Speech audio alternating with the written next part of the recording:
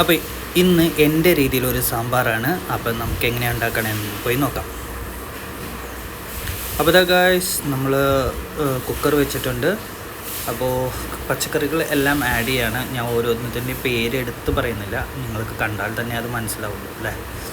അപ്പോൾ മഞ്ഞൾപ്പൊടി, മല്ലിപ്പൊടി, ഉപ്പ് ഇതൊക്കെ ഇട്ടിട്ട് പരിപ്പും ഇതിൽ ആഡ് ചെയ്തിട്ടുണ്ടായിരുന്നു കേട്ടോ. അപ്പോൾ നമുക്കിതിന് ആവശ്യത്തിനുള്ള ഗ്രേവിക്ക് ആവശ്യത്തിനുള്ള വെള്ളം ഒഴിച്ചിട്ട് നമുക്ക് കുക്കറിട്ട് മൂടാം. ഇപ്പോൾ ഇത് ഒരു പ്രഷർ എടുത്തിട്ടുണ്ട് ഞാൻ, പിന്നെ അതിൻ്റെ ആവി പോകാനായിട്ട് ഒരു 15 മിനിറ്റ്. അപ്പോൾ ഇത് നമ്മുടെ പച്ചക്കറികളൊക്കെ പരിപ്പും പച്ചക്കറിയും എല്ലാം നല്ലപോലെ തന്നെ വെന്തിട്ടുണ്ട്. ഇനിയിപ്പോൾ നമ്മൾ വാളംപുളി നല്ല ചൂടുവെള്ളത്തിലിട്ട് നല്ലോണം അരിച്ചെടുത്ത വെള്ളമാണ് ഇപ്പോൾ ആഡ് ചെയ്തത്.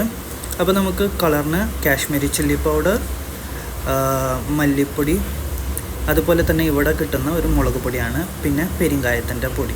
പെരിങ്കായം കുറച്ച് കൂടിയിരിക്കണം ഈ സാമ്പാറിൽ, അപ്പോഴാണ് അതിൻ്റെ ഒരു ഫ്ലേവർ കിട്ടുക. അപ്പോൾ ഇതൊക്കെ ഇട്ടിട്ട് നമുക്ക് നല്ലോണം ഒന്ന് തിളപ്പിക്കാൻ വിടാം. അപ്പോൾ ആവശ്യത്തിനുള്ള ഉപ്പിട്ടു. അപ്പോൾ ഇത് നമ്മളിതൊന്ന് തിളയ്ക്കാൻ വേണ്ടിയിട്ട് വെക്കുകയാണ്. അപ്പോൾ ഉപ്പ് കറക്റ്റായിട്ടുണ്ട്. ഇപ്പോൾ പച്ചക്കറിക്കൊക്കെ ഗ്രേവിക്കൊക്കെ സെറ്റായ പോലെ. അപ്പോൾ ഇതിൻ്റെ മുകളിൽ ലേശം മല്ലിയിലയും കൂടിയും തൂവിയിടാം നമുക്ക്. അപ്പോൾ മല്ലിയില ഇട്ടു. ഇതൊന്ന് തിളച്ച് വരുമ്പോൾ നമുക്ക് ഇതേ തക്കാളി ഇതിലോട്ട് ആഡ് ചെയ്യണം. അപ്പോൾ ഇത് തക്കാളി ആഡ് ചെയ്ത് ഒന്ന് മിക്സ് ചെയ്ത് കൊടുക്കാം. അപ്പോൾ ഇതൊന്ന് ഇളക്കി കൊടുത്തതിന് ശേഷം ഇതിൻ്റെ ഒരു ഫൈനൽ സ്റ്റെപ്പ് ഉണ്ട്, അതിലേക്ക് പോകാം. അപ്പോൾ ഇത് ചട്ടി വെച്ചു, അതിലേക്ക് ഓയിൽ ഒഴിച്ച് കൊടുത്തു. ഇനിയിപ്പോൾ നമ്മൾ ഇതിൽ 2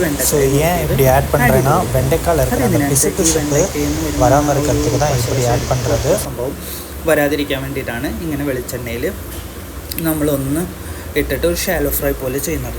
അപ്പോൾ അത് ഏകദേശം റെഡി ആയിട്ടുണ്ട്. ഇനിയിപ്പോൾ ഇത് നമുക്ക് കോരി ഗ്രേവിയിലോട്ട് ആഡ് ചെയ്യാം. അപ്പോൾ ഇത് ഗ്രേവിയിൽ ആഡ് ചെയ്തിട്ടുണ്ട്. ഇനിയിപ്പോൾ ഫൈനൽ സ്റ്റെപ്പ് നമുക്ക് കൂട്ടാൻ കാച്ചണ്ടേ.